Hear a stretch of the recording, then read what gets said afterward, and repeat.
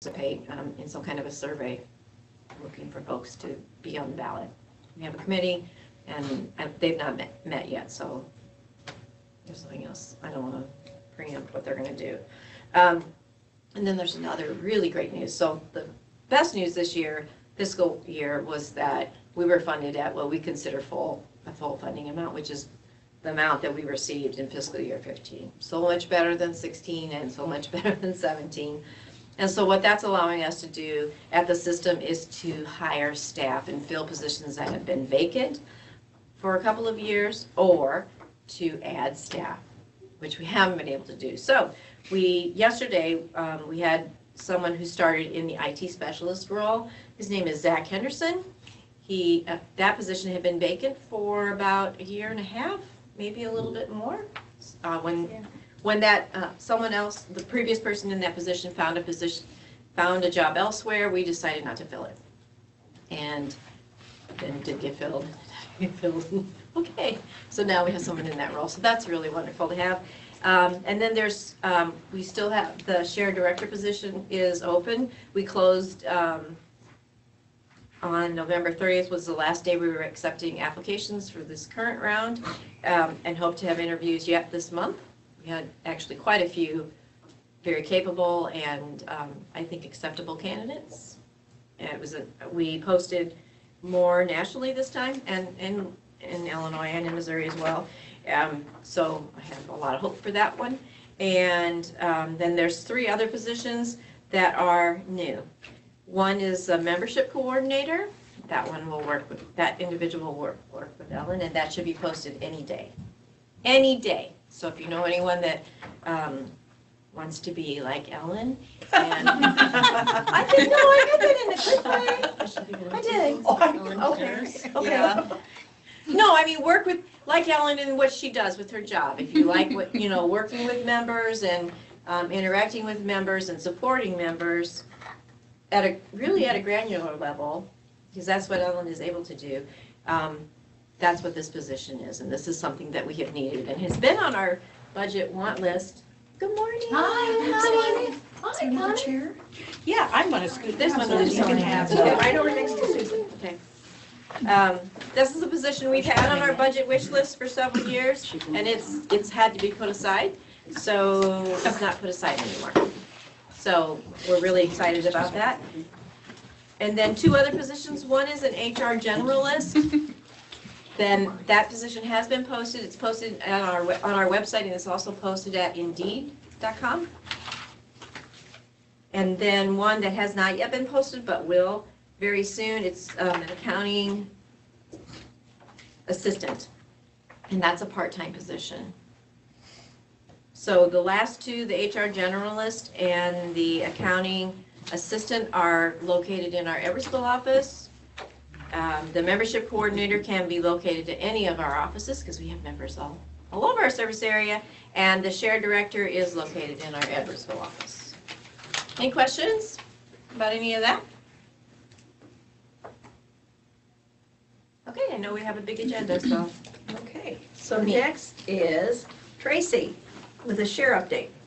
Okay, we have 2 new libraries scheduled for circulation to go live. Carrollton Public is going to go live on January 4th, and Golconda Public is going to go live on January 9th, so you can look forward to that. The Bibliographic Committee has started working on how to account for AR items, so they're just getting started on that. So if you have any suggestions, I guess you can contact Joanne Bauer. And we have on December 14th, we have a group coming from Wisconsin down to the Decatur Public Library. They're looking at getting Polaris, and they want our feedback, and so we're meeting with them on that day. I've also been contacted by a group where Nick Benioff went to that's also has questions for us on Polaris. So we're kind of the go-to people, I guess, in the area for questions. And then the last thing is just upcoming things in December. There's a barcoding 2 class, December 5th, and a share reports on the 12th. and a circulation committee that right now it's scheduled for the 14th, but it's going to be changed to the 19th. So that'll get sent out soon. That's it. Any questions?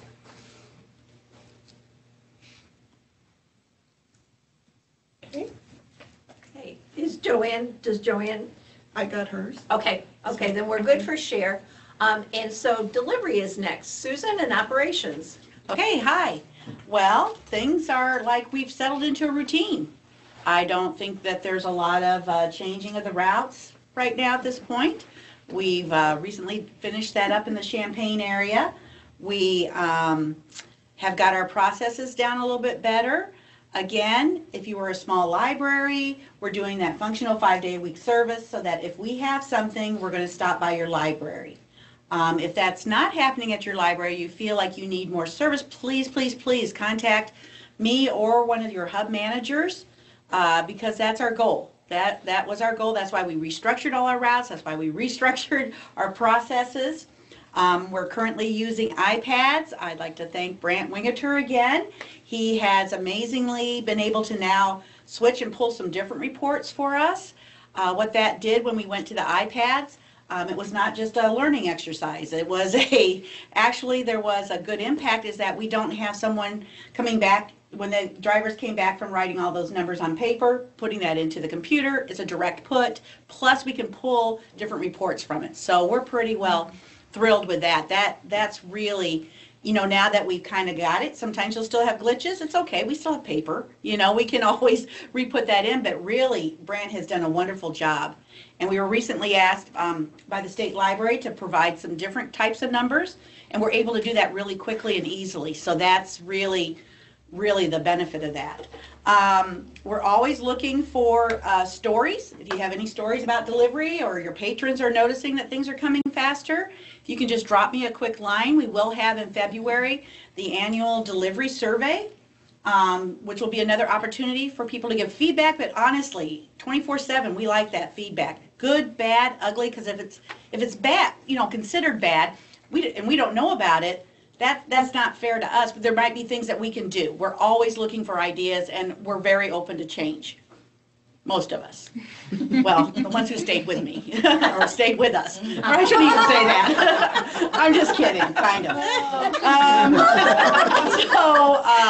The ILDS, which is that state route where we have 100, well, we actually just in our area, we have 30 academic libraries that are on that ILDS route, and it's also how we exchange our items between our hubs. Traci has done a fabulous job in getting it to that where when you borrow a book, it's pretty much in your area at first, but even if it goes outside the area, you should be seeing a quicker turnaround. Excuse me, because we're meeting nightly and exchanging those items, so then they go back out that next day. And you, as librarians, are pulling those holds so fast. That's great. Our numbers have been just creeping up, and every time they put another library on, if you're a part of Share, that increases those numbers as well. And people who are not on Share, we still deliver. I don't care where you borrow it from, no offense. I'd love you to use Share, but if you don't, I'm going to deliver it to you. You should still get that same amount of service. And that's, again, let me give kudos back to Secretary of State Jesse White. Yay, like he has been amazing for libraries when you really stop and think about it. So we really appreciate that. That's how this delivery service is free because of the funding coming through the state library for all the libraries. Other states do not do that. The librarians are responsible for that cost. So that's wonderful. And then I guess that's about it on the delivery side. I thought I might put a plug in for Reaching Forward South. It's coming up in April. We are looking in the Edwardsville area, which is getting further south. I know we've had some suggestions that there's even more of a south, which Felicia, I know, down in El Dorado, and that might be for the next year. We're going to try doing this yearly and alternate between central and southern. The northern section up there with Reaching Forward, they've got that pretty well covered. It's really, the central and the southern part. So we're looking at Southern Illinois University in Edwardsville. I've got several people who have said they would like to present. If you guys have an idea, and don't be scared to partner with somebody else, or maybe just mention that, I'd love to do this, but I'm kind of nervous about doing it myself. We might know of somebody else, so just let us know, and you guys could partner, because sometimes that takes that scariness out of it. And then there's other people who are like, oh, I embrace this, so we want you too. Even if it's an idea that you're not sure, but it was successful in your library, that's the kind of things that we want to share, and to learn from each other. So, Susan, do you want to describe what Reaching Forward South is for anybody who's... And this is my understanding of Reaching Forward South. I'm just going to preface it by that. Initially, it was for mainly support staff. However, we have so many libraries. What is it? 89% of the libraries in Illinois serve a population of 15,000 or under. A lot of times, there's only one person in that library, maybe two. Those people we're targeting as well. So it's going to be, for actually small libraries. I know I've heard at different conferences, they're like, oh, I have a small library, and what's your population? Oh, 315,000. I'm like, that's not really small, It may be small where you're located, however, that's really large. So it's targeted for the directors, it's targeted for staff. There should be things for both. Did that answer that question? Yeah, absolutely. And Ryan Franklin at the State Library, she's the one who's always kind of overseen this and handled it, as well as Michael Bauman. He's out of the Toulon Public Library up north, or I guess, I think it's up north, but he's feeling south. So that's the two people that you can also directly contact. You don't have to just contact me, although I'd be glad to share that with them if you guys have ideas. Thanks. I think that's it. Okay. Then it's me and membership. And I've got some bread and butter things to talk about, and then more interesting things to talk about, I guess. Coming up, per capita grants for public libraries in Illinois. That deadline is January 15th. And on January 2nd, the certification process, that portal opens up and will remain open until March 31st. And I'm sure Pat, I see Pat Bowes now, so if I misspeak any of these details, she'll help me out. And coupled with that certification, don't forget, is the completion of the ILLINET Interlibrary Loan Traffic Survey. Over the last several weeks, I've run into a couple, I think at the networking meeting, actually last week, I met the director of Milliken, and she said, I recognize your name. I said, yes, I'm the one who nags you every year when it's time to certify. So that will continue as always. Currently, ILA is looking for people to submit their orders for summer reading. It's this very beginning in December that serves as the cutoff for people who want to ensure delivery early on in the cycle. So that's something to pay attention to as well. I will do what Susan did for Reaching Forward South and give a plug to the Rural Library Conference, which will be held in Springfield next fall, October 13th through 15th. I believe it's September. September, I'm sorry. So that's something to get in your budgets for next year. It's something to really, really think about. Jill Piper went to the one last year in St. George, Utah. She loved it. She said it was absolutely perfect. The programming met her needs to a T. And because it's in Springfield, this is something that is affordable for libraries. This is a national conference just designed for rural and small libraries. Joanne Bauer and I are going to be part of the working group. The state library is partnering with them, so there'll be a couple events at the state library, as I understand. We know the keynote speakers are going to be author Elizabeth Gilbert and the Librarian of Congress, Dr. Carla Hayden. So it's certainly something to really try and make happen for yourselves, for your staffs, because how many other opportunities are we going to have a national conference in Springfield? We all know how to get there. It's not a hardship. And I would even say, for school people, even to go up and do the exhibits or something like that, because what they're talking about for rural people is stuff that you see every day too. It's not going to be that different. So we're going to be banging the drum to get people there, because we just feel it's such a good opportunity for our member libraries and kind of a once in a lifetime thing. On March 10th, Saturday, March 10th, Illinois Reads, the program sponsored by the Secretary of State that focuses on Illinois authors and reading across the spectrum from birth to adulthood. Their unveiling of their authors list is going to happen on Saturday, March 10th at the DuQuoin High School. There are authors that are going to be there. It's a free event. You can bring kids, you can bring staff. It's really exciting to have it that far south for people. And I have the press release as a handout here for you today, and it's also on the event description for this event. So you can all think about ways that might be information to share with others in your community. I mean, I'm thinking about like Girl and Boy Scout troops going for the day and meeting authors. I've never attended before, but it looks like it's going to be really fun. So again, that's Saturday, March 10th, free of charge at the DuQuoin High School. Director's U will be offered again next summer, and for those of you who haven't had, who are relatively new to your position, haven't had that director's training, that's a wonderful opportunity. Ashley and I talked about it last week when I visited in Caseyville.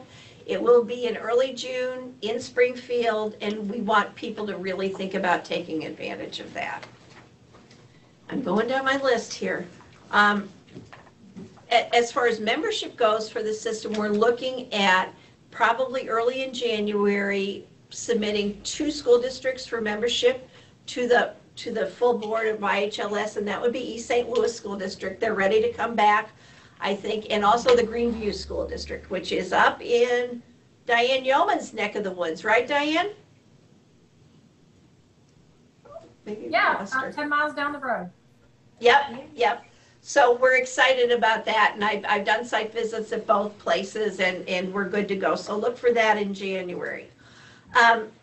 Probably the other thing we're doing, and Connie and Jennifer are here with us too, we as a staff and as a system, we're really looking at ways to reach out and reconnect more deeply with our school libraries. That's something that just because of time constraints and money constraints, we haven't been able to do as effectively as we like. So there's going to be a big push to see what kind of services our schools need and how we can help them out. So look for more information on that. The bigger thing that I want to talk about a little bit, and if anybody has additional information on this or has more clarification on this than I do, please don't hesitate to speak up, because this was new news to me. I sat in yesterday on the PPC meeting, the Public Policy Committee meeting for the Illinois Library Association, and at those meetings, they always have their lobbyists, Derek Leda, speak and talk about legislation that's impacting library agencies in Illinois, and that's always really interesting to hear. So yesterday he talked about Senate Bill 402, and what I'm going to do right now is read you a lot of what Derek sent me last night, and this has to do with a passage of a bill late in November that talked about sexual harassment policies for library agencies. The trick here is it was passed 10 days ago maybe, and it has to be acted on by January 15th. So that's going to mean lots of people, and of course they talked at the public policy meeting about places not having board meetings in December and needing to get on this. So here's what Derek said. And lots of us have sexual harassment policies, but the law requires that the harassment policy shall include at a minimum, and you don't have to write this down, I can send it to you, and ILA is going to be taking action on this later in the week too. Okay, you have to have a prohibition on sexual harassment, which obviously most policies already have. But then there have to be details on how an individual can report an allegation of sexual harassment, including options for making a confidential report to a supervisor, ethics officer, or the Department of Human Rights. So that's the second prong. a prohibition on retaliation for reporting sexual harassment allegations, including availability of whistleblower protections under this act, and the consequences of a violation of the prohibition on sexual harassment, and the consequences for knowingly making a false report. So those are the 4 prongs that have to be in the policy. Derek said that ILA would have a sample policy out by the end of this week. So that will be something to look for, and we will certainly get that information out to all of you as broadly as we can. There's also a requirement for annual sexual harassment cases. In any case, agencies simply need to ensure that the 4 mandated resolution or ordinance requirements found above are included within their policies by January 15th, 2018. So that's that. Do any of you, has that crossed your radar? I saw that it was out there. Yeah, we've been talking about it on the listserv. Okay, well, make sure, anybody out there in Zoom land want to comment or say anything about that? Ellen, Julia? this is Debbie at the State Library. Oh, thanks, Debbie. You couldn't see me, could you? Just the top of your head. Yeah, oh, sorry. Here at the State Library, we have been talking about this also, and Phil Lenzini is working on something also to be included in the administrative ready reference. I don't know whether or not ours will be ready by the end of the week, like ILA is, but we have, it is on our radar, and we have been talking about it here at the State Library. Thank you, Debbie. And that's something we'll continue to push out to you when we get any information. So, you know, what I typically say to people is, if you read our news, if you scan our newsletters, and if you scan the State Library's newsletters and pay good attention to the announcements, chances are you'll be able to stay on top of this kind of stuff. But this really, just because of the tight time frame, was something that we wanted to bring to your attention as soon as we could. Ellen? Yes. Lacey said she's been researching it. There's a sample on administrative ready reference that is a good framework. Okay. There is, but we're going to go ahead and do some revisions to that. Okay. So stay tuned. Yeah.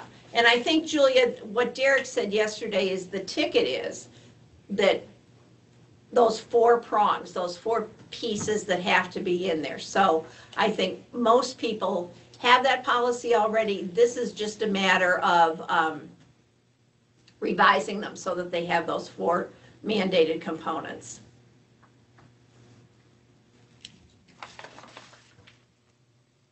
Okay. Okay, Deb, I can turn it over to you and Pat and ask you to talk to us about what's going on at the State Library. Thank you, Ellen. Well, like Greg would say, I bring you greetings from the Illinois State Library Secretary of State, Jesse White, and I can add Deputy Director Greg McCormick. Leslie had said that you want someone to be just like Ellen. Well, I want to be just like Ellen, because Ellen said everything I had on my list. But I'm going to go ahead and repeat it. One thing you hadn't said, that the school grants have all been submitted. They have been calculated as one of Joanne Jennings' last jobs here at the State Library last week. So those are in the hopper to go ahead and be calculated. The per capita grants, as Ellen had mentioned, are due January 15th. And we just got notification today that Rails had a CE event on safety last week.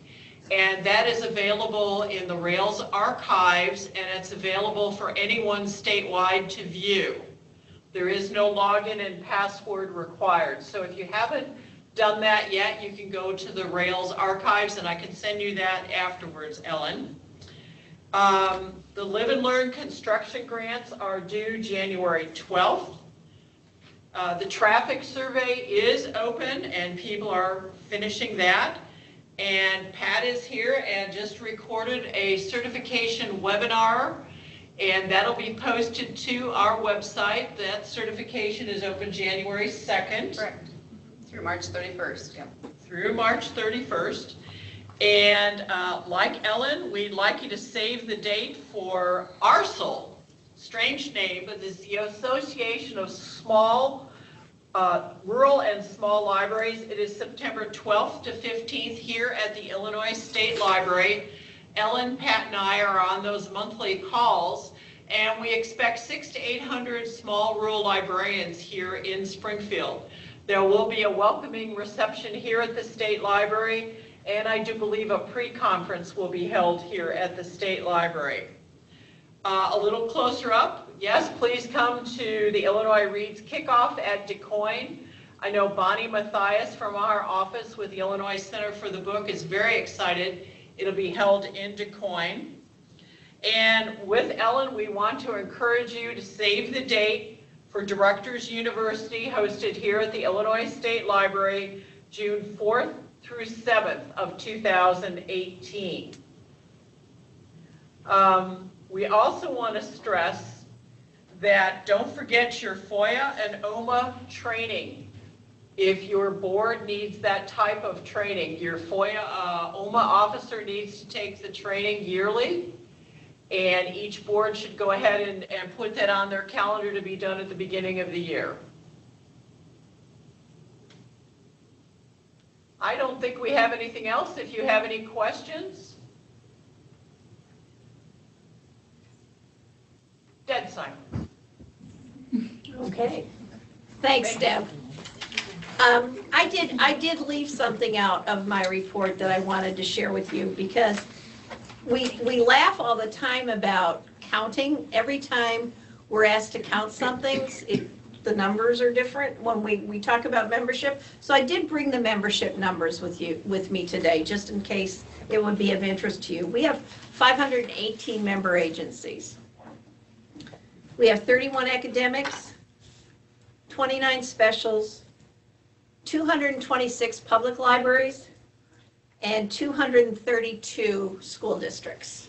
So that's how we look in this fiscal year.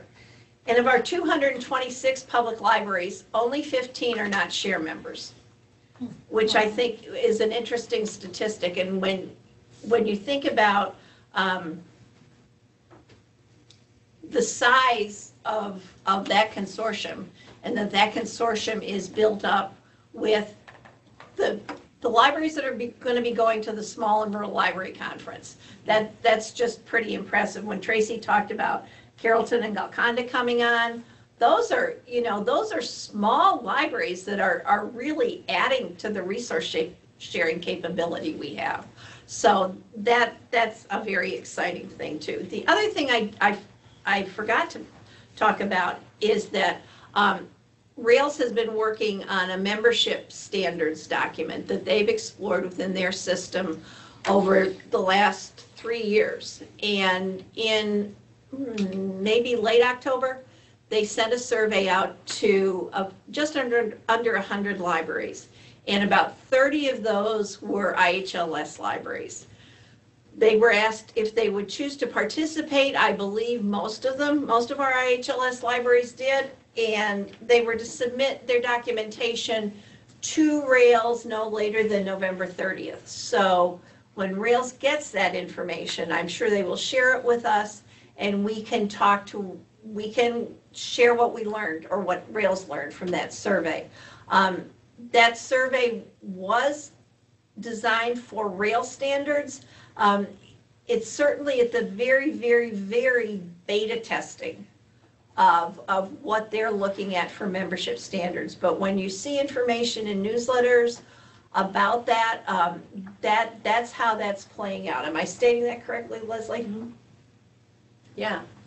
So that's just something that's out there on the horizon, and they're multi-type standards. If anybody chooses, wants to look at them, they're on Rails' website. Is anybody in this meeting who was asked to participate? Okay. Okay, so Good. So we're interested in seeing what the feedback on that survey was. And I would just say again, this is Rails based. It has nothing to do with Illinois Heartland. It was it's a project initiated at Rails, and it stays within Rails. So it is their project. So please don't confuse it with ours.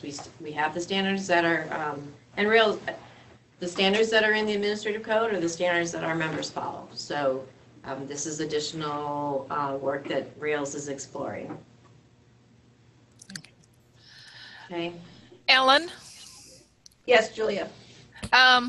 Lacey is asking, are there going to be any scholarships from the state library or elsewhere to help libraries send staff to Arcel?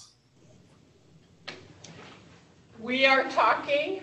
I cannot promise anything at this time, but we are thinking about it. Thank you. And one thing too, I would encourage people, and I don't have the information right in front of me, so I can't speak to it really accurately, but look at an institutional membership for Arcel. They're really pretty affordable, and with that institutional membership, you can put 3 people on that membership. So if that would give you any kind of better rate for conference attendance, that's something to look at too. Many of us, go ahead. Ellen, the conference, I think, is about $300 to $350, and that does include some meals. Oh, good. More details will be coming, I think, in January. Right. Right. Yeah, it was just really the first meeting last week, right, Deb? Of that big conference group? Well, we've had some preliminaries here at the State Library almost 2 years ago. Sure. Yeah, but to go ahead and nail down all the different departments and things, yeah, they've done this for a number of years. They try to keep it very low. And please stay tuned. Don't rule it out because of the cost. And I would also think too that as far as Springfield goes, there are ways to probably do that pretty economically. You know, Yes. you're not in a city where the hotel rates are Chicago rates. Right. And they've negotiated some hotel rates. They've got blocks of rooms and everything at a discounted price. So don't discount that. I think Ellen and I tried to talk about this when it was in Mount Vernon, maybe 20 years ago. It's been a long time. Elaine was there too. It was about, and it was very affordable, and that was the first time I had gone, and it's very much a low-cost PLA, and PLA has got to be the best thing for public libraries to go to. So this is one you shouldn't miss, especially since it's right here in Illinois and in Springfield. Yeah, the next one, I think it was in Utah last year, and it'll be in Vermont the year after Springfield. So this is certainly as close as any of us are going to get for a really, really, really long time. Any questions? Anything anybody would like to bring up? Oh, come on. I will, this is just a story, and I want to share it because I think it's a really cute story. So over the last few weeks here, I've had opportunity to teach in about 10 sophomore classes, and I'm looking at you because you're going to love this story. And so we're going through the different resources they have available. This is in kind of their pivotal research unit. So we're talking about 250 some sophomores, which is just half of what we have at OTHS, a little less than half. Wow. And so I'm telling them about, they're researching in GVRL and the databases and, blah, blah, blah. And then I get to utilizing, the physical resources in the catalog and explaining how we can get for them things that we don't have within our library. And they're looking at me like, they don't believe that we could do that. And I said, oh no, we can, let me explain. So I explained to the classes how these vans drive across the state and deliver these things. And their eyes were so big, and they thought it was the coolest thing that people, I said, many are retired people that take up this job and they're driving your stuff all over the state. And one kid said, so it's like our own Amazon. Nice. Write that down. And they loved that. And I guess I just took for granted, you didn't think to tell the kids how the stuff gets there, but they were enamored by the fact that this is going on at all for them as people that are students that need information. So I now have it in my brain that I will explain that more, because they will someday be taxpayers and voters, and they should know how this is happening and why it's important. Oh, that's a great So I thought story. that would be a great story to share. It is. Yeah. And we haven't finalized our LSTA delivery report, so don't we have a good quote to throw in there now? Yeah. Nice. Thank you That's very really much. nice. That's really nice. You never want to get behind me in a line, because I will start in on the libraries and what you guys provide, and how when you're part of a consortia, you're able to share your items and borrow other people's items. And like you said, I mean, we cover 28,000 square miles. That's crazy, and we get to every part, even down through the Shawnee Forest, I mean, it's a really cool system, and you can order from home, when the library is part of that consortium. You wake up at 3 and you need that Rachel Ray cookbook. Just get on and order it. And then we worry about how to get that to you as quick as we can. I love that quote. Like our own Amazon. Like we could do shirts. Yeah. We could put that like on our vans. We're getting ready to do our vans. The driver shirts. Amazon. We're your Amazon. Yeah. Oh my gosh, yeah. All right, Susan, let's calm down. That's probably by Well, but the board has an advocacy committee that is working very hard to increase awareness and things like that. And it's an ongoing challenge. It's not a struggle, but it is a challenge. I sat down at Thanksgiving with somebody in our family who's a voracious reader, and I took them to their library's website and showed them Nautilus, and it's like, this is really cool. I didn't know I could do this. I didn't know our library had all this stuff. It does, and it's just that ongoing, and it's a nice challenge to have, I guess. Anybody have anything to add to Jennifer's? Well, I read a good quote a couple weeks ago, and it was talking about the changing role of libraries in society, and I think the quote at the end was, libraries are becoming less of a dining room and more of a kitchen. Libraries are the places where we're putting pieces together. Lots of information about community space and how we use community space. And our board, one thing our board has been very interested in is this whole fake news and how we can best equip people to be information literate and to really pay attention to, I guess for want of a better word, their media intake. What they're listening to, what they're watching, what they're viewing, and how they can become savvy information receivers. So I see Cristy Stupegia right across the screen, and Cristy's joining us from LaSalle, Peru. Hello, Not everyone. LaSalle. Can you Hi, hear Cristy. me? Hello, can you hear me? We can, Cristy. Okay. Can you hear First Cristy time- out in Zoom land? Yes. Okay. Cristy's library had a really interesting project, and I put a link to it on the event descriptor on L2. So you can look at it and you can research it more in depth, but we've asked Cristy, because Cristy's an old friend and colleague, to talk to us today about what they did in LaSalle. Okay, well, thank you for allowing me this opportunity to be with you for a few minutes this morning. I've been listening for the past 10 minutes, and it's amazing to me. First off, Golconda, Illinois, hard to share. Wow. That's a wow. Have you ever been to Golconda? I mean, wow. So that,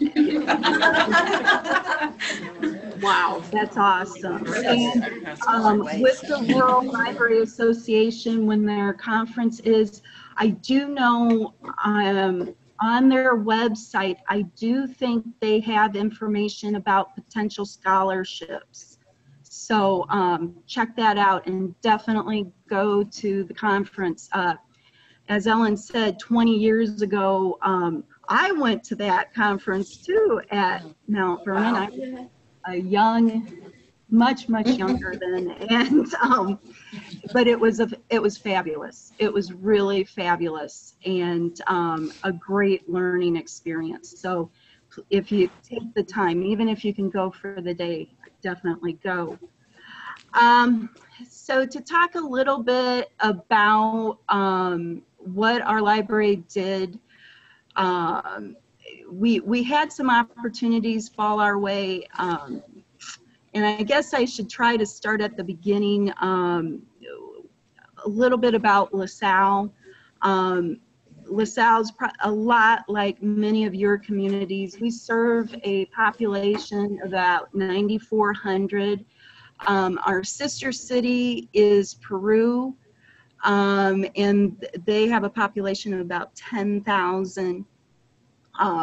We also have surrounding communities, including Spring Valley, Oglesby.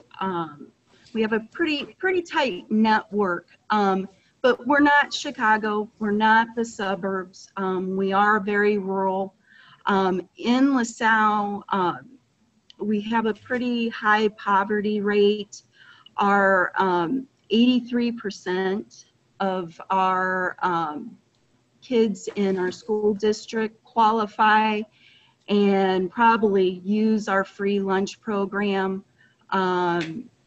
So, you know, we've got some challenges, and we had actually our news versus noise began because of kids. We applied for the Project Next Generation grant offered by the Illinois State Library. And through that grant, we were able to put together a program about news literacy and using the resources of the News Literacy Project. If you haven't had a chance, definitely go there and check it out. There are some training items that you can use that are free. Because of P&G, we were able to have them come in and train myself and a couple of our mentors for the P&G program. So having that knowledge base and having a dynamic staff, I cannot underestimate the value of my staff. I have some real visionaries. So they were able to kind of point me in the direction of the News Literacy Project, while also keeping an eye on the pulse of what people wanted, what our community needed, which was knowing how to navigate the world of media, the world of news, the world of social media. So again, we got some of the background from the News Literacy Project, but then we had an opportunity through Rails. They offered a collaboration grant. And the main gist of that was that you would partner with a library other than something that a library type that you had partnered with before. There were applications, a lot of publics and schools partnered, but we chose to partner with our local community college, which is Illinois Valley Community College, or IVCC. And it was at the time where we, it was after the election. We knew people wanted to know what is this whole concept of fake news? What does it mean? People were just, I think, confused and just didn't really have the feeling of a safe place to go and learn how to tune in and tune out the noise, so to speak. So what we ended up doing with the grant was we presented 4 workshops, programs, usually about 2 hours long. In addition to having the in-person, we also recorded them and then had closed captioning done in both English and Spanish. And we also, this was our first time dipping our toe in the pool, so to speak, of live streaming the event. So 2 of the programs were at IVCC. The first one involved one of their faculty members. She talked about the First Amendment. Then the next 2 sessions were hosted here at LaSalle Public. And we had professors from NIU and the University of Illinois at Champaign present. And then our last program was out at IVCC, and it was a panel discussion. The faculty member that had spoken on the First Amendment in our first program, she was our moderator.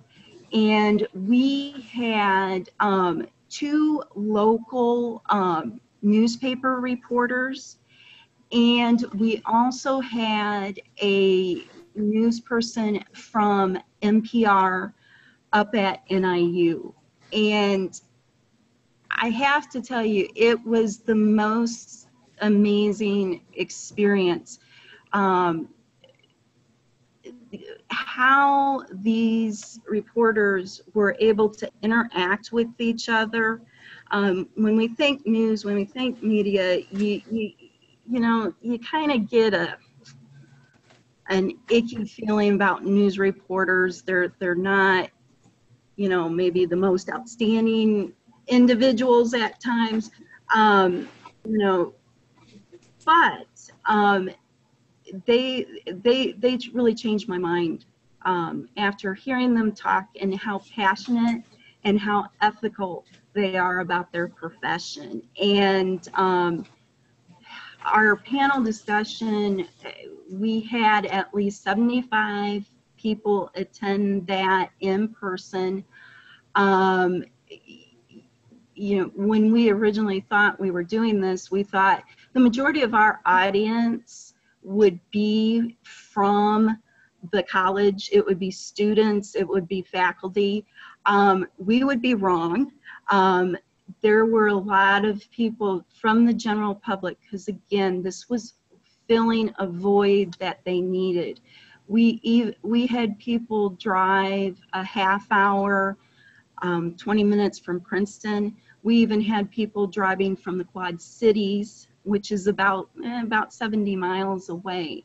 So to hear these programs and participate in them. So I guess I'm going to throw it back to you. What specific questions, things might you have concerning this? As Ellen said, from our library's website and also from IVCC's Jacobs Library website, you can view all 4 programs, and you can, our goal with this, we are hoping that people would then be able to kind of replicate this in their own library setting.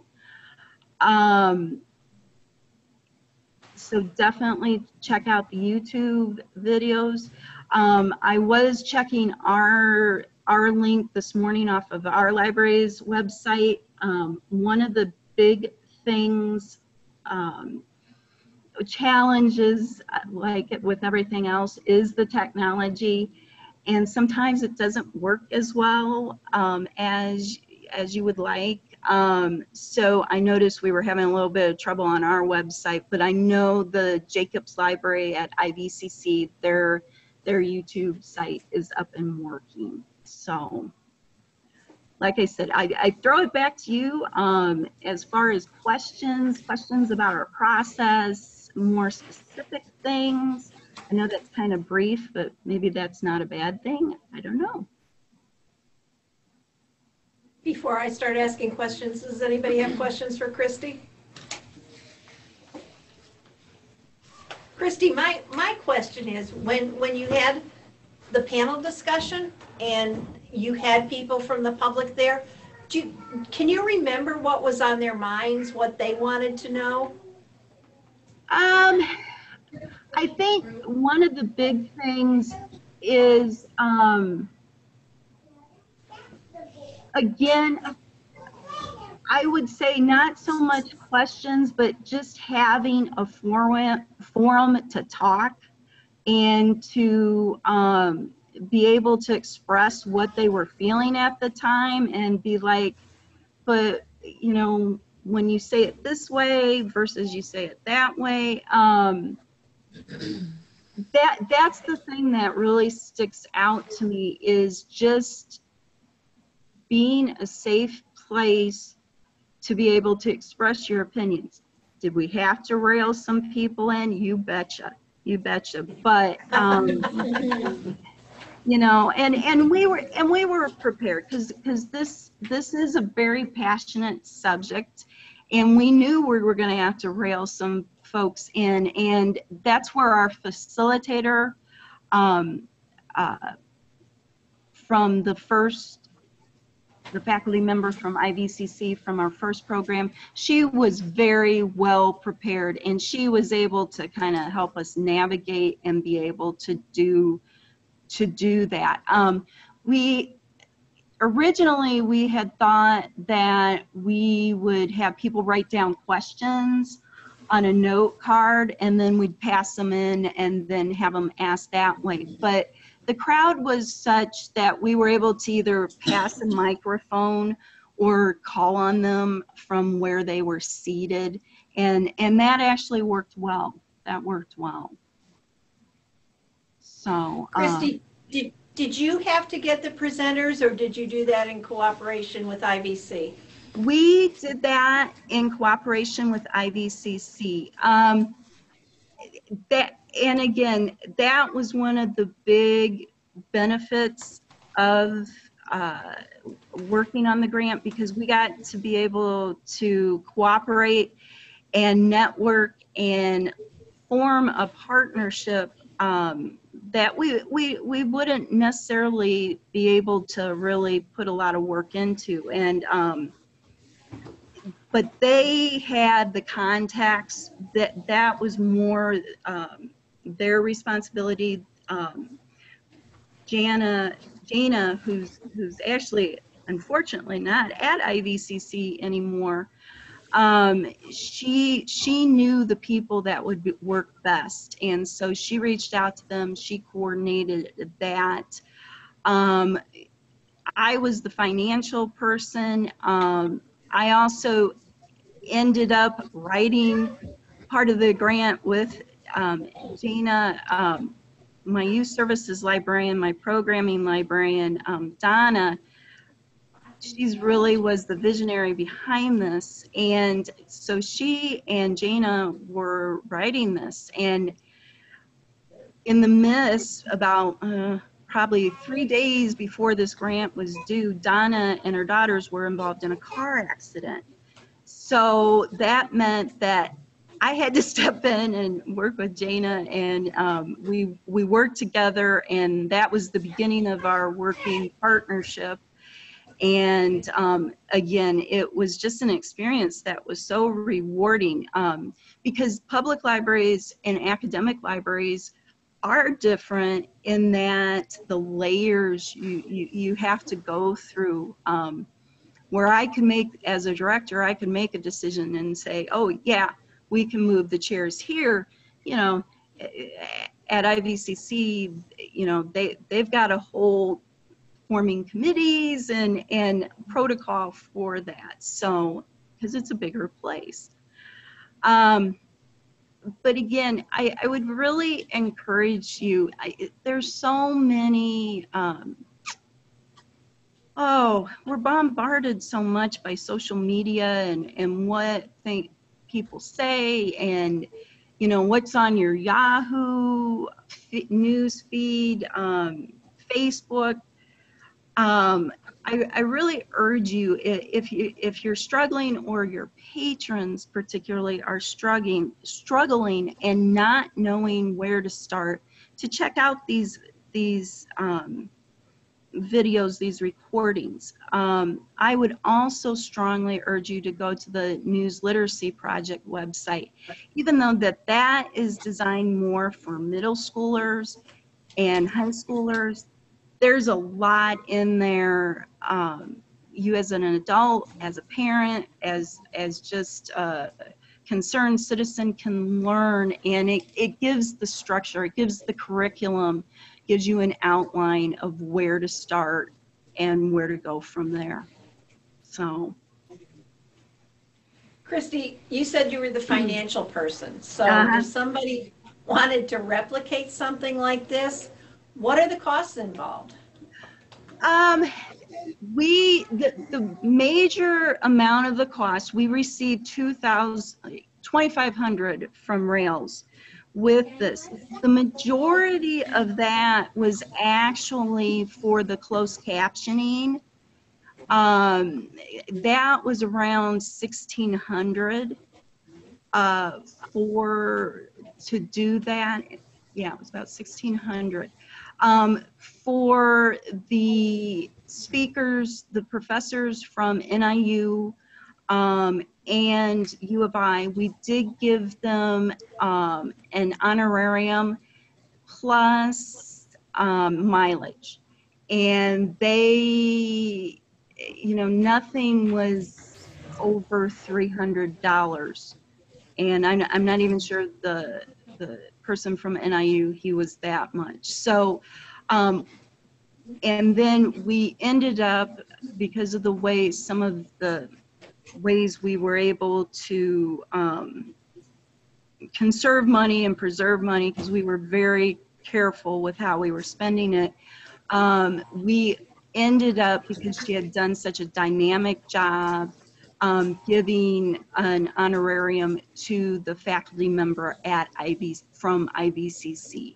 So, because she was key in making the whole program a success. So, and I think that's one thing I would encourage people. Look locally. You'll be surprised the people that you're going to be able to draw from. Again, I have a newfound respect for our local media, our news people. We were able to forge a very good relationship now with our local newspaper. And you can't really put a price tag on that. I think sometimes people think, oh, I've got to bring in Barbara Walders, or I've got to have somebody from Chicago speaking. Again, I would encourage you to try to find your talent and your resources locally, either through your junior college. In Southern Illinois, you're blessed to have SIU. You can definitely use that as a resource, but you have some fabulous community colleges in Southern Illinois, including John A. Logan and SWIC, and they have resources that you can work with and draw upon. And so I think you could really replicate something like this on a very small budget. Great. And what kind of feedback did you get from your patrons at the end of this project? They wanted more. That was the big thing, and that was not what I was prepared for. And I have to say, I have not addressed that properly. I'm thinking in 2018, I want to do some sort of program that helps continue this and continue the dialogue. Again, it's being informed, and it's knowing where to start and knowing what concepts like the First Amendment that you need. What do you need to know about that to again navigate this crazy world we call media and news? And how do you evaluate that? Any questions for Cristy, or has anybody done anything similar? Cristy, this is Debbie at the State Library. Good morning. Good morning.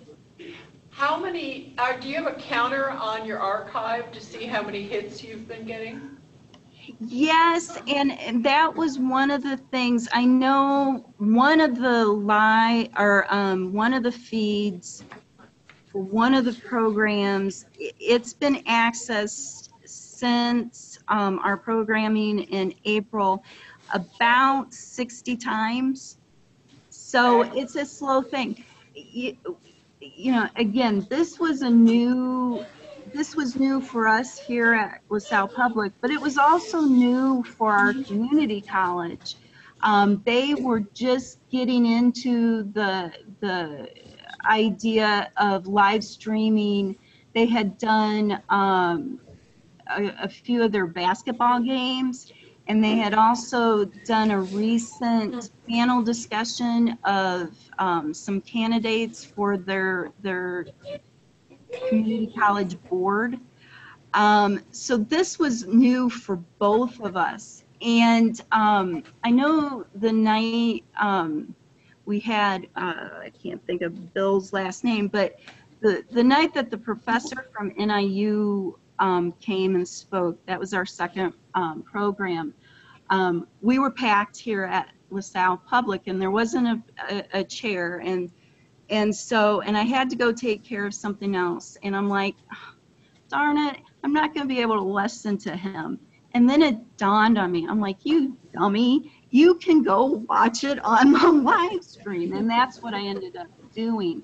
But again, because it's a new technology, a new thing, it doesn't come first to our thought process.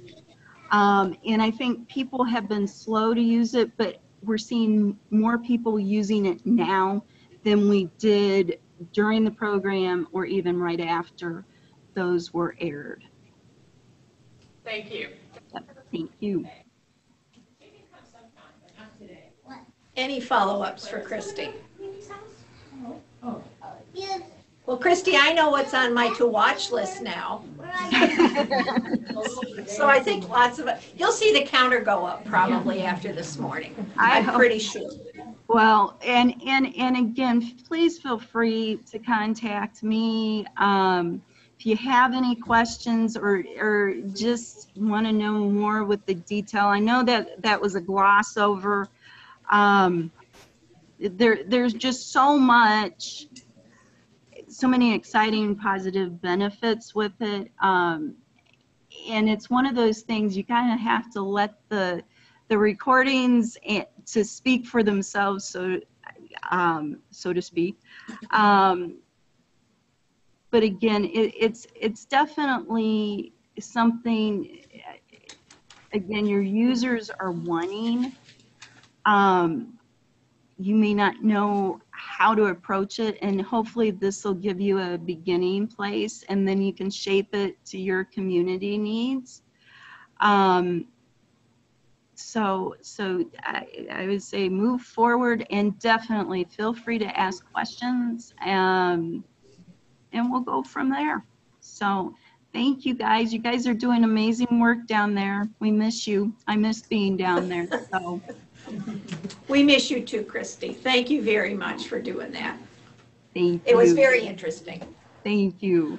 Take care, everyone, and happy holidays. Bye, Cristy. Bye-bye. And we have our second speaker here with us. Kate Marek is here from Dominican University. And Kate's going to present to us what might be involved in forming a cohort for students to go forward for a library degree through Dominican. And some of us with hair my color have a degree that's really, really old. And some of us that might not be on the radar. But what I'm going to ask all of us to do is really think about Kate's ideas and how they can fit into the big system picture, because there are maybe 35 of us involved in this meeting today. But we know there's so many more library practitioners within the broad system.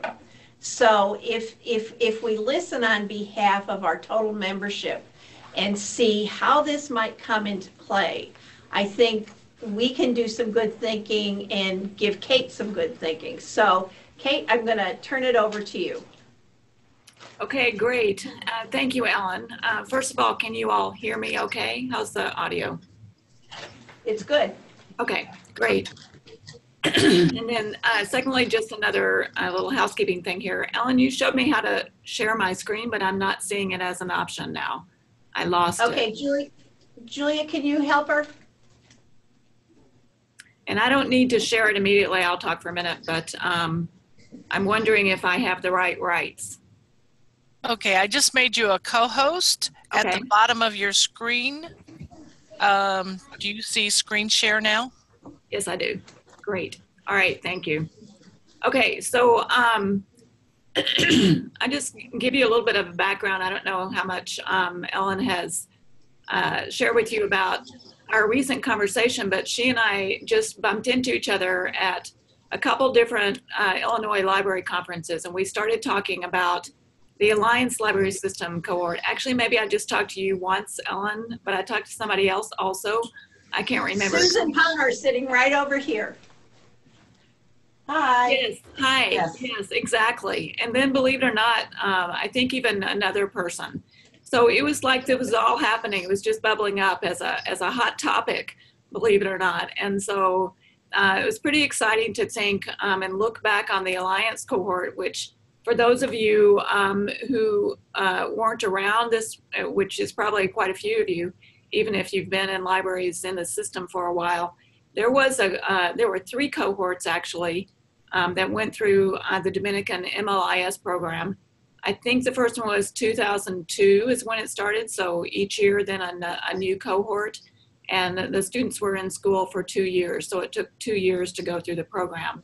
So I thought what I would do today, and correct me if I'm wrong, Ellen, but I think you and I planned on about till noon or shortly before noon. Is that about right? Right.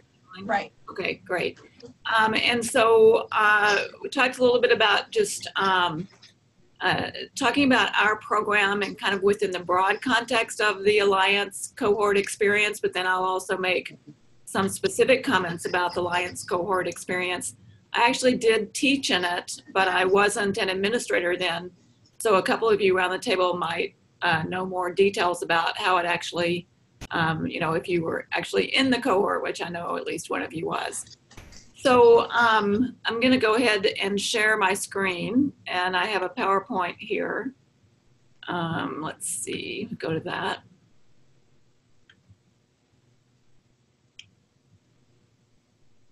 And I don't know, are you seeing now the PowerPoint? Yep.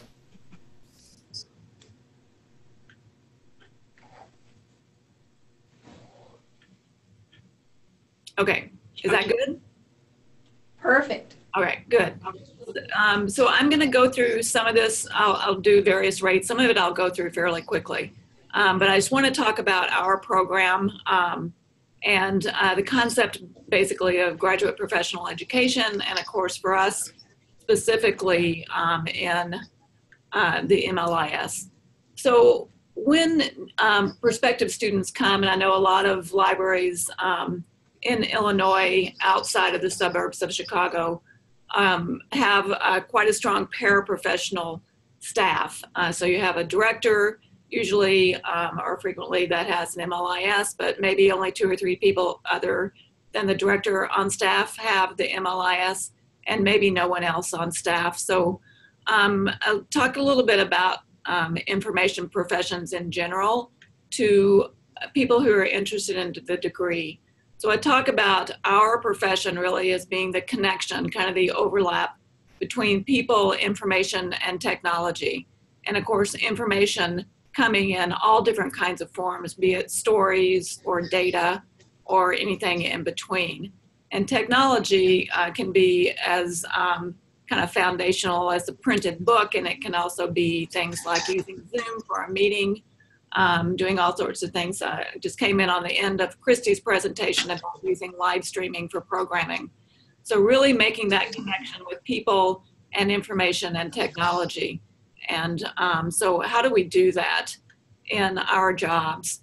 And again, as people who have worked in libraries for many years but are not, but don't have the MLIS degree and what we classify sometimes as paraprofessionals, understand a lot about the core functions, understand what we do in the library, but have never really had a chance to talk about the core values.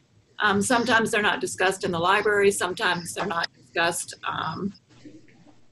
outside of the board meetings or whatever, but both the core functions and the core values are essential to what we do as librarians. So when we talk about the core functions, we're really talking about collect, organize, store, make accessible, and curate and preserve. So we all do that no matter what kinds of libraries we're in. I know school libraries do the same thing. They just do it for a different audience, different population, different service population. Same thing with public libraries, academic libraries, and special libraries with the essential purpose of making information accessible and usable for people. So when we talk about core values, this is where we get into what we would consider foundational concepts of the profession. So what are our philosophies and foundational, foundational values? And this is where I think getting the master's degree in a professional field, and for us in libraries, really gets you introduced to these core values of the information profession, such as intellectual freedom, privacy, equity of access, and stewardship of the cultural record. So we have a lot of rules and policies and so forth, for example, in libraries, but why are we making those rules? Even something as simple as a due date. What is the value behind the due date? Is it really just to keep the books on the shelf? Is it an organizational structure? Is a due date even necessary when really the essential value is to make your intellectual content of the library accessible? Is a mechanism to make it accessible? So in other words, you don't make rules based on order necessarily, but you make rules and policies based on values. So really the professional degree is kind of that opportunity to learn more about the core values of a profession. And for us, those core values, what we consider to be essential to democracy, is access to information. So that means that we can access whatever information we choose to read without fear of censor, without fear of anyone looking over our shoulders. So the core value of privacy. We really believe that that should be equal for everyone to access, so that barriers to access to information could be examined and tried to be eliminated. So whether those are economic barriers, geographic barriers, race or culture or religion, that kind of issue when you talk about equity of access. And then stewardship of the cultural record. These different core values are played out differently in different types of libraries. So for example, K-12 school libraries maybe don't have quite as much open access in terms of things like intellectual freedom, but don't they have rights in terms of the ability to learn more about issues that are important to them? So the way that we play those values out is different in different types of libraries and in different settings. But really the director of the library, the people that have gotten a degree have had an opportunity to learn more about these foundational principles of our profession. So again, you can look at those core functions and those core values within this Venn diagram of people, information, and technology, and see how that happens in the different kinds of organizations. At Dominican, we have an undergraduate degree, and then we have several master's degrees. We have the Master of Library and Information Science, which we'll talk about today. But we've also most recently started doing a Master of Science in Information Management, simply because if you look at these core functions of, and this core Venn diagram of connecting people to information through technology, that plays out also in organizations beyond libraries. And then we also do have a PhD in Library and Information Science. But what we want to focus on today, and just these kind of introductory comments before we kind of have a discussion about this, is why MLIS and why Dominican. So I've talked a little bit about why you would want to get a Master of Library and Information Science. And again, speaking to people who work in libraries, potentially are place-bound. They know they love libraries. They know they're going to be working for their work life, the work portion, the chronological portion of their life, where they need to be the breadwinner. And so if you're going to stay in that field, this is the way to maximize your opportunities in that field. And Ellen and I have talked, and it's a kind of a broad conversation in the profession about the demographic shift. Those people who are directors in libraries, say 8 to 10 years ago, who really thought they were going to retire 2 to 3 years from then, stayed at work because of the economic recession, because of they needed to work longer because their retirement plans had been impacted. They needed to work longer just simply because of the economics. And so that's been, say, now 10 years ago. Now those people who wanted to retire 2 or 3 years ago are very, very close to retirement.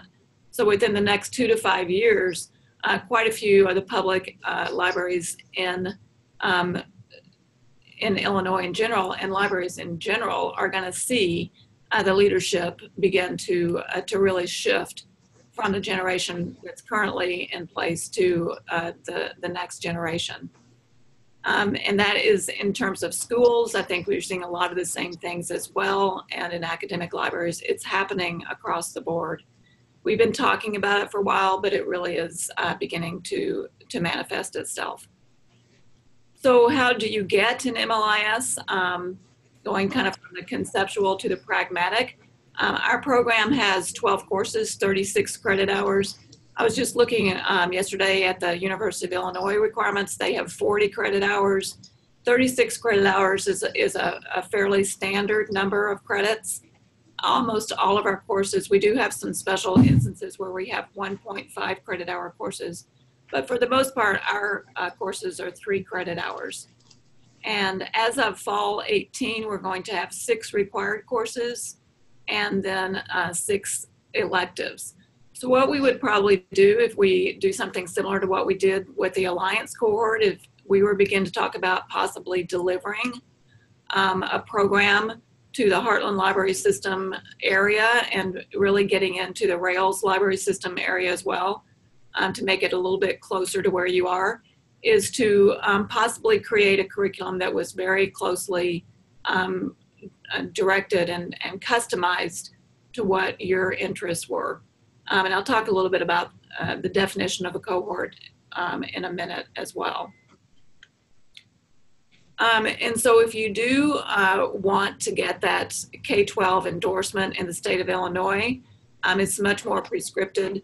If you have a license in another discipline, if you're already licensed in K-12, the path is a little different. But if you come out of a program with both the MLIS and the endorsement, the licensure involves a pretty specified curriculum, but we do offer that as well. And those of you who are really ambitious, we also offer an MLIS PhD accelerated option. So those are all things that we deliver regularly. I like to talk a little bit about our travel courses, our international courses. We offer a course we offer a course in the fall that goes to Guadalajara. Our cohort just came back from that, where they attend the International Book Fair in Guadalajara, which is in Mexico, just really close to Mexico City. And then the Bologna Children's Book Fair, also an international book fair, and that's in spring every year. And so we actually get together for a class meeting or two before the travel. Then we travel to the destination, attend the book fair as a cohort, as a group, and then come back and have another class associated with that. So we really always like to talk about that because they're very fun. We also do offer certificates. So if you already have your master's degree, you can get a specialized certificate. You can also get this certificate along with your master's. So those are all options that we regularly offer in our program. You have to complete the degree in 6 years with a 3.0 grade point average, and there's a couple of concurrent expectations such as technology, competencies, and an e-portfolio. Why Dominican? We really are proud of our faculty. We have a wonderful faculty that we really appreciate and enjoy. We have almost, I think, every one of our faculty also has practical experience, and in a wide variety of areas of specialization. In addition to that, you have a personalized experience where you really can get to know the faculty and your class members. And we have a really wide supportive alumni network, which you probably are all aware of because many of our graduates are in your part of the state as well. So let's talk just for a minute about a cohort. What exactly is a cohort? Really, a cohort is just kind of a group of students. But the way that it plays out is that usually in an academic setting, it's a group of students that starts at the same time and travels through the program together through the curriculum. So Dominican, as we think about talking to the Heartland Library System and the areas around Heartland, is that we have done several cohorts successfully. We did a number of years, we actually delivered a cohort type model to the College of St. Catherine in St. Paul, Minnesota. And so we used a combination, just as we did with our other cohorts that are on this slide, a combination of technology and face-to-face.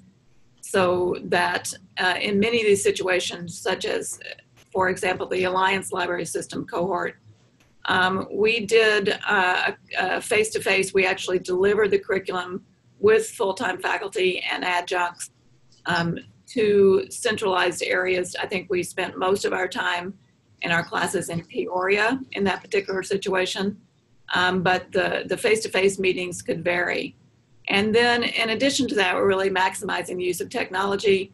Again, I came in on the end of Cristy's presentation, but you hear her talking about live streaming, also using something like Zoom, like you're using for meetings that would be an adjunct to some of the face-to-face meetings that we would have together. So cohorts really are small groups of students that travel through together, and then how we deliver the courses to a cohort is customized to that cohort itself.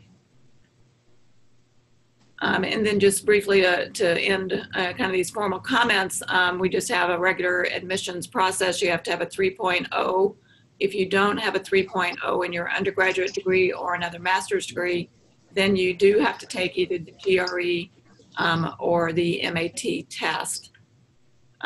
Tuition is always a question. Right now, our tuition, and that I think is going to stay stable for at least the next year, is $850 per credit hour. I've talked to our administration about discounts available for cohorts, and it would depend on the size of the cohort, but we do have discounts available. And this is one of the things that, as I was talking to Ellen, we kind of discussed, okay, how did Alliance do it when they were doing those 3 cohorts? And so I went back in the files and looked at some of the details about that particular partnership. And there was some IMLS funding associated with that.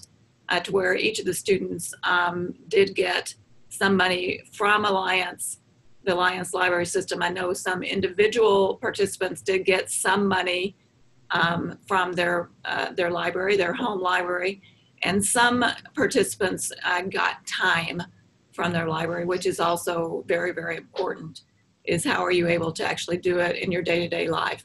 So there's a lot of issues there as you begin to talk about how would we do this if there's interest, who are the people that potentially would be interested in a master's, what types of institutions do they work in, and what are their, as we look at kind of a corporate or widespread needs and interests, what are some of those individual needs and interests as well. So there's scholarships that go beyond just this small group. Some of them are national, some of them could be at the state level. And another thing, as we know, we have a new executive director of the Illinois Library Association.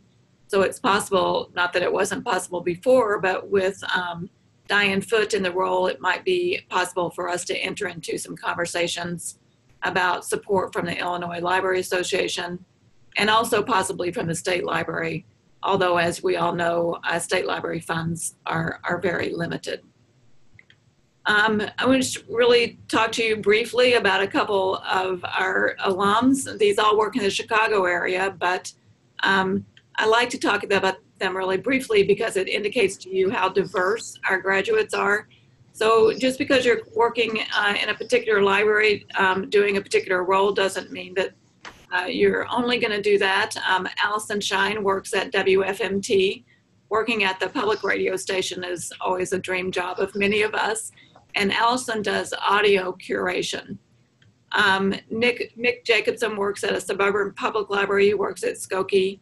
And Mick concentrates on learning technologies for his population. And Juanita Harrell works at DuPage County Law Library as a law librarian. So those are just three really brief examples of our alum and the kind of different jobs they have after they've gotten their degree. And we are ALA accredited, and also a year and a half ago we joined the consortium called the iSchools. If you've looked at University of Illinois webpage, you'll know that they are also an iSchool. So that's just kind of the cutting edge and the trends for graduate programs of library and information science is to be in this international consortium of other programs that are focused on that as well. So that really is, let me see, how can I stop sharing? Here we go, I found it.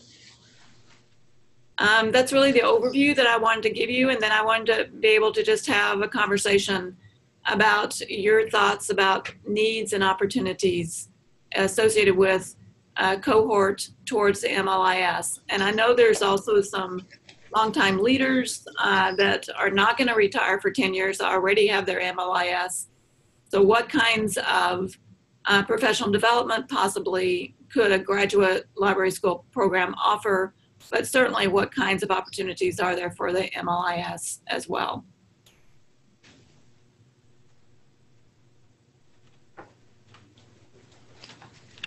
Yeah, Susan just passed me a note, but we had talked about this already. You do have an alum in Deb Aggertt at the State Library. Deb, do you want to talk about your experience at all?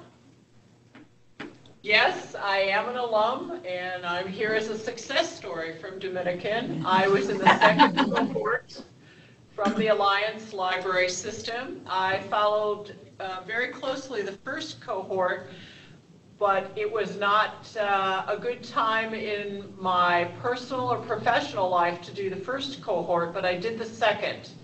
And our second cohort started in 2003 and went to 2005. There were 12 of us in East Peoria, and all 12 of us did finish. And it was a goal of mine to get my master's. And one of the, a lot of you know that I've been in libraries for a number of years, and I had done a lot of things, but I had kind of reached the glass ceiling where I couldn't go any further, and got my master's from Dominican. And I was the oldest one in my class. There were several that were younger than my kids, so don't let that be a deterrent. I did get a scholarship from the Illinois State Library, and the Alliance did get the IHLS scholarships and offered that to us. It's very intensive, it's very good. I think the delivery of the material would be easier now with Zoom to Heartland and the VTEL through Rails. That was just in its infancy almost 14, 15 years ago when we started. But some of those people have remained some of my best friends in the profession, and I felt very much that the delivery of information from Dominican was on the cutting edge at the time. We worked on projects together. We went through, I think, almost until the last couple of hours, we all did the same courses, and then a lot of us did internships. And I was fortunate, the Presidential Library and Museum, the Abraham Lincoln Presidential Library and Museum had just opened up, and I did my internship there here in Springfield. So I feel very strongly about it, and I can talk to what I had to give up for 2 years and what I've gained for 2 years. That's great. Any input for Kate? And this, I think Kate is really looking for feedback from us as far as how this could play out. What do you think the benefits might be for people? What are the challenges? Jennifer, go for it. Okay, so I am an MLIS student. I've been working in my position since 2005. I came out of the English classroom and went in, so I didn't need all of the student teaching component. But you know, things change so quickly in our profession from year to year, and I am good about keeping up with my professional development just to get my recertification with the state. But I do feel, I'm not going to say plateauing in my career, but I need the next step, and I am actively shopping for what that next step is. I do have 3 little boys at home. I have to be mindful of that. But I think there is a need with as fast as things are changing. Some of the coursework I took isn't relevant just this many years later, and so now what? You know, maybe the PhD, maybe a special certificate, but I feel like you know, probably every couple years we could all get recertified in technology and not have enough. So I think something to stay up with the changing, the constant changing in technology, the constant changing in information delivery and access, and how we effectively give that to our patrons would be important for me. Yes, so I'm looking for that next step, and would be very interested in going through it with a cohort, I think. People that already have the MLIS, but are also ready for that next step, whether it be school people or publics or academics. Yeah, that's actually a good idea, to where if we did run an MLIS cohort, that some of the classes could be, you know, I think we could invite people who already had the degree to participate in the courses as well. So for example, some specific technology courses, such as maybe digital libraries or digital curation or web design or whatever, and have a postmaster's certificate to where we were delivering the same basic content with some elevated retooling opportunities along with it. So that the people that were in the class, you know, one of the things that's important for us is that we have a critical mass of interest, so that we could say we have a minimum of 7 to 10 people. So if we had 10 people and 2 of them were working on a postmaster's certificate, we might be able to work on that as well. But also, when you talk about postmasters, what are the library systems able to deliver? What are some of the other online opportunities that you have? So we don't want to duplicate some of the opportunities that are out there. Really want to talk about what could how can we personalize an experience for the people depending on what the individual needs were. So that's a great comment. Thank you for that. And I'll just add to that, for me personally, and I think we have one other that's in a school district in here, there is financial benefit to not simply just taking PD coursework, but taking coursework that moves us on our salary schedule.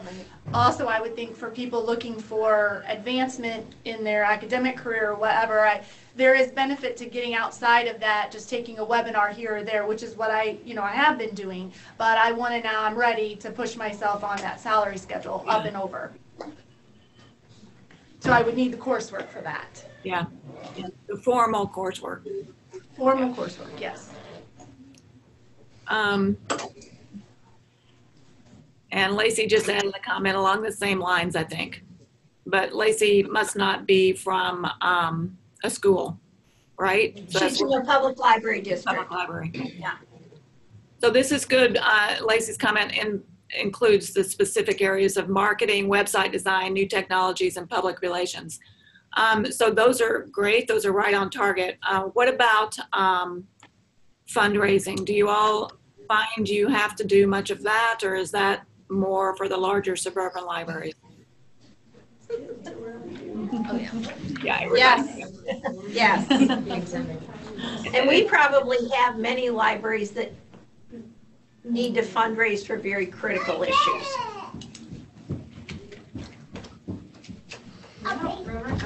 Not just for the fluff.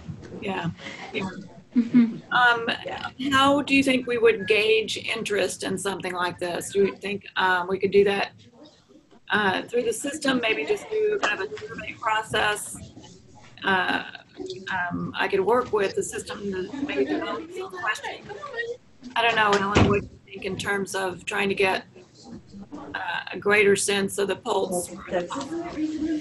Leslie, you go for it. Hi, I'm Leslie. I'm the executive director of Eleanor Heartland Library System.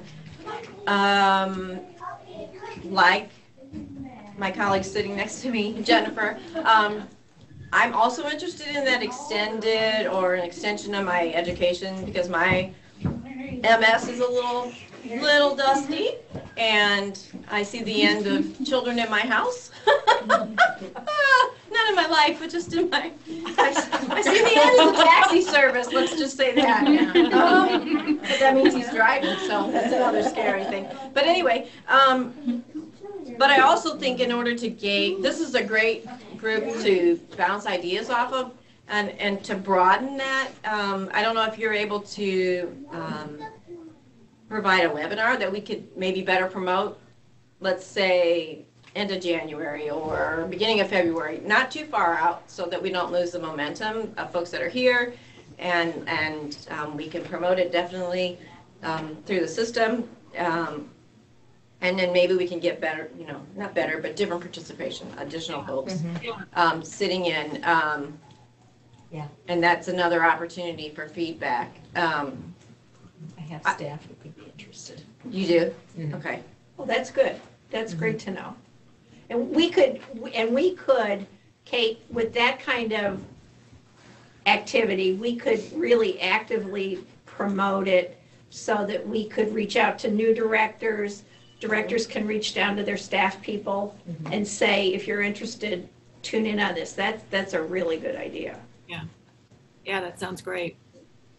I could tell you there's two people at the Caseyville Public Library that are currently seeking an MLIS degree. So I know that there's people out there in the field that are, myself included, that are currently looking at programs for the MLIS degree. So okay, and you have a lot of opportunities for fully online.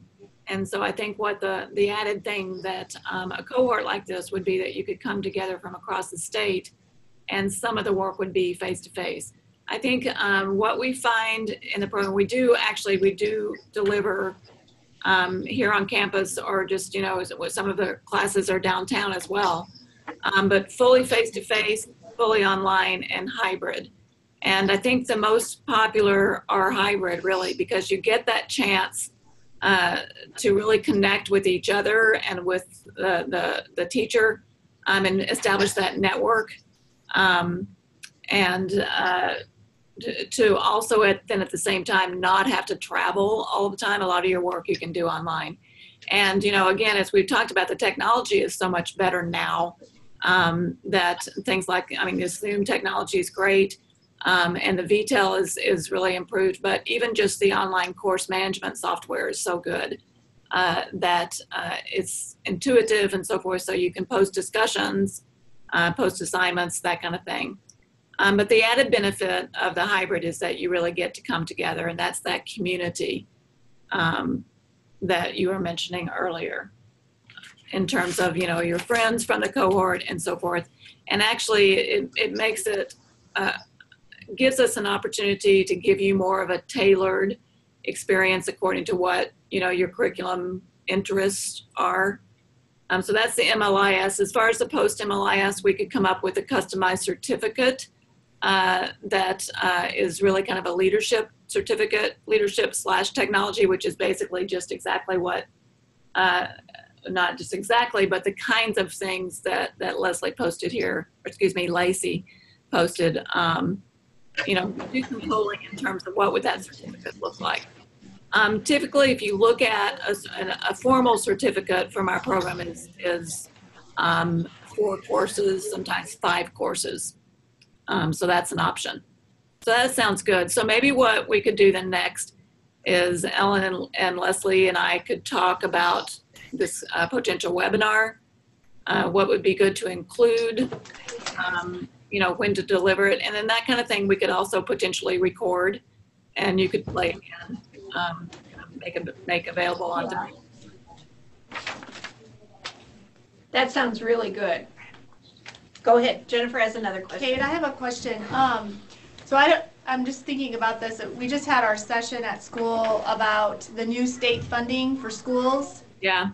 And have you been talking about this at Dominican, as far as now a number has been placed as to how many librarians there should be in elementaries and in high schools based on this new funding formula? And although schools won't be necessarily accountable for doing that, there might be a growth because now they're going to get funding to put libraries in their, or librarians in their schools. Have you been talking about that? Because I know I'll have teaching colleagues that wouldn't be a part of this network and would know nothing about this, but are certainly going to be interested in having that in their back pocket in case they want to go get employed as a librarian somewhere in the school. No, that's fantastic to get that update. We haven't heard that.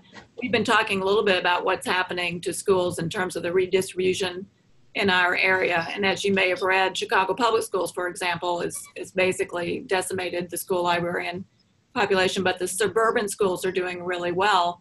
So much of that is tied directly to funding. So it's exactly what you're talking about. When funding now is redistributed to where there is more money available for school librarians, you're absolutely right. There's potential for training and licensure in that area as well.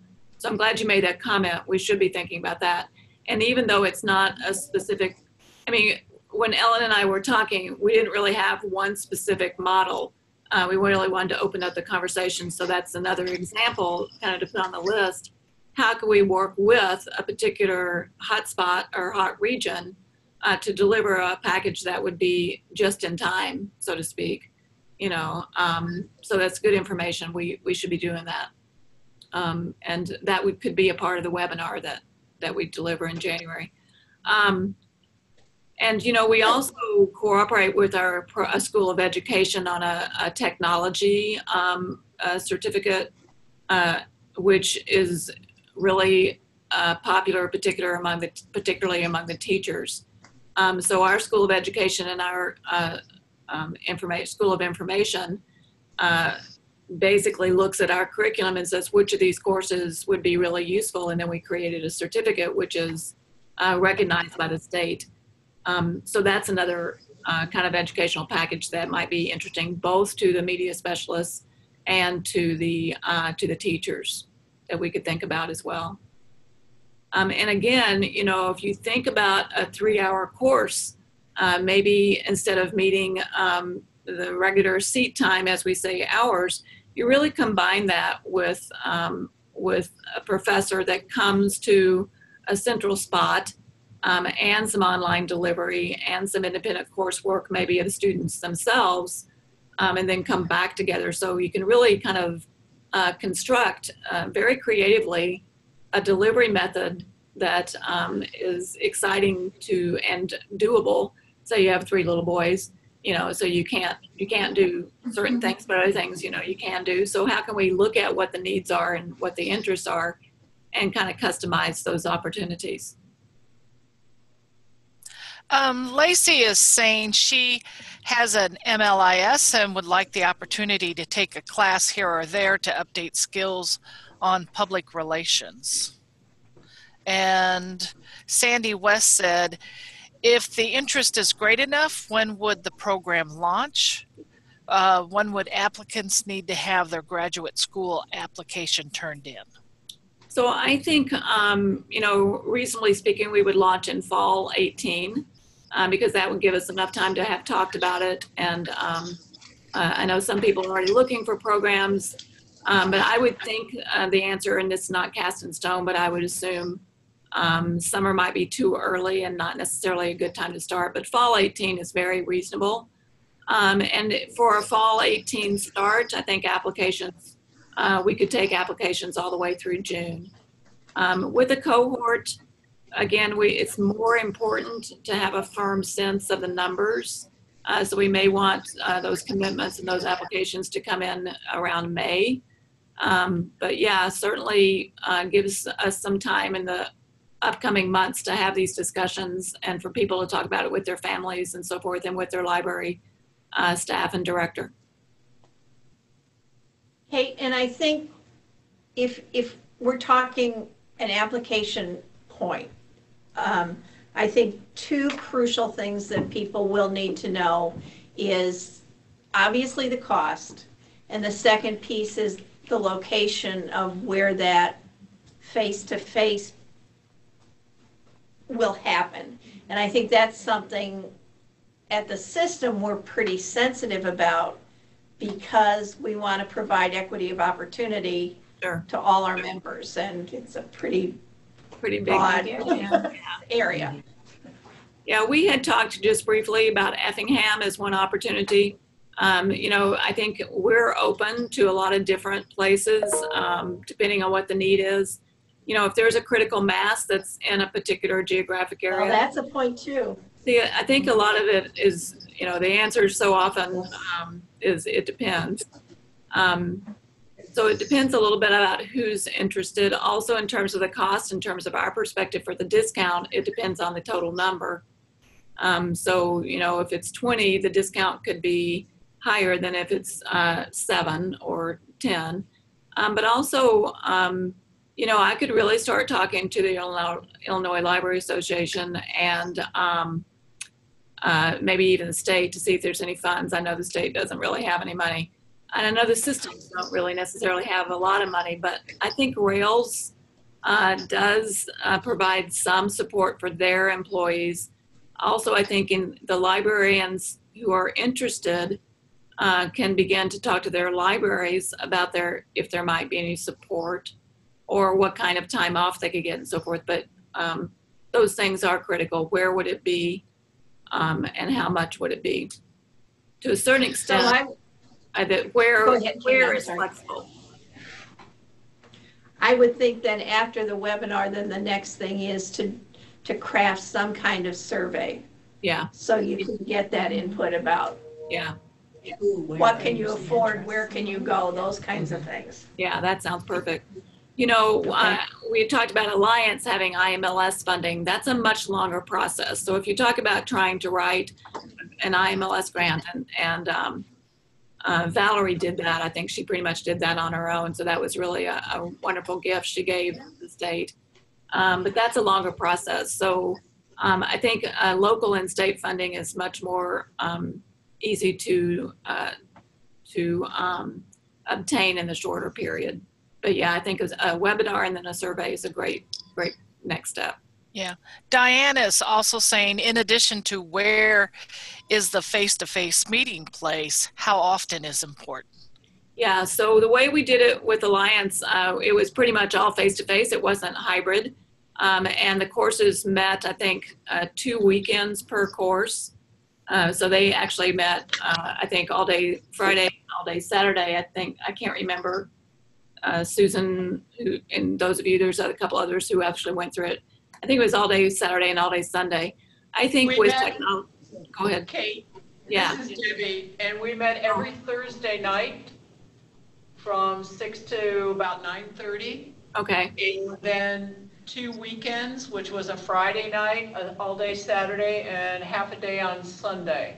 And usually Friday nights were our potlucks. Oh, yeah. Yeah. So, and was it Thursday night face-to-face or VTEL or something?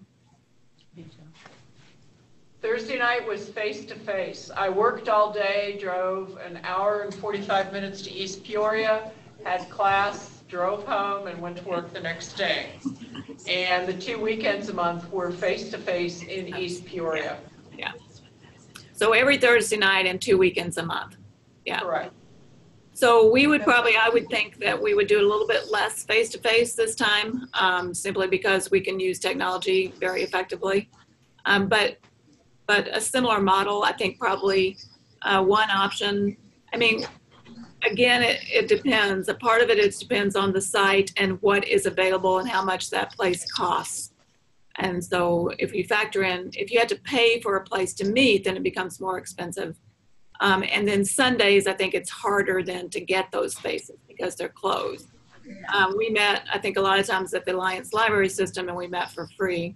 So there's some issues associated not only with how far do people have to travel, but what are our facilities in the individual towns, and can we have those that are not fee-based, or when are those places accessible? But I think the weekend is a pretty safe bet in terms of the face-to-face meetings and how often those meetings take place. I would say once to twice a month would be a safe bet of a minimum. But again, you know, we don't want to have a group of people that's really interested, but they have unique, they're all young mothers or something, or they're all, you know, have a similar situation to where there might be some creative model that would work for an individual group. So, and I think you said it was Diane who asked the question, how often is the face-to-face meeting? I think that's not as set in stone yet as it would be when the cohort began to emerge. You know, because actually, just one more thought associated with that, a particular cohort might want to meet face-to-face more often, and a particular cohort might want to meet face-to-face less often. So again, one of the things that we can offer is really that customized experience. I kind of craft the face-to-face experience thinking most people would prefer to meet face-to-face, but not very often. And I may be completely wrong. People may want to meet face-to-face more often. So we're open to creative solutions in terms of how can we best craft the experience for an individual group. That pretty much answered my question, and I appreciate your taking the time to tell me that, because when you're in such a rural location and you want people to go and get their master's degree, because in rural locations, it is important to have it also. Yeah. It's just so hard to get places all of the time. Right. Well, and of course, winter, you know, snow, and if you have to travel 35, 40 miles or however many miles you would have to travel, that becomes an issue too. I love your card catalog in the back. Oh, thank you. It came into my office when we started doing more things online, because the kids had become so reliant on it that getting them to switch to the computer at first was hard. So I moved. Very fun. Any other questions for Kate? Or any comments you'd like to make to Kate? I have one quick question. Does the in-person face-to-face, does it always have to be in the same location? No. Or can that rotate around? I think the area, rotating might be a great idea. Yeah. And again, you know, if we can find locations in those different places, a hosting library or whatever. And again, how does the hosting library, you know, how much space do they have? So I think rotating is actually a good idea. And I'm glad you brought that up. But again, is that facility open to having the group there? But I like the idea. Well, Kate, thank you. You've been a wealth of information. Well, thank you all. It's great to see you around the table. And I have never used Zoom before, and I love Zoom. This is really fun. Thank you very much. Me too. Yeah. So we'll be in touch, Ellen and Leslie, and we can work on what comes next. Absolutely. All right. Thanks, Kate. Thank you. Okay, thank you. Bye, everyone. Bye, thank you. Ellen? Yes, Julia. A question or just something from earlier. Felicia from El Dorado would like to let the Southern Illinois Library Directors know that there will be a Library Directors meeting at the Harrisburg District Library on Wednesday, January 31st from 1 to 3, and you are now able to register for it on L2. Thank you. Anything else for the good of the order? Well, it's 11:59. I bet we can end a minute early. Thank you, everybody. It's been a nice morning, and it's been good to see everybody.